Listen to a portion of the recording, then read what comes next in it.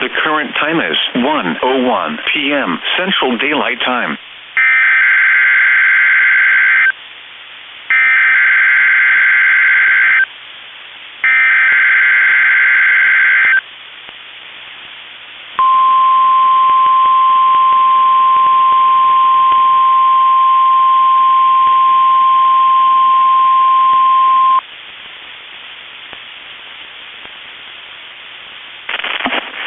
The National Weather Service in Chanhassen, Minnesota has just activated the warning alarm on 13 weather radio stations across central and southern Minnesota and west central Wisconsin.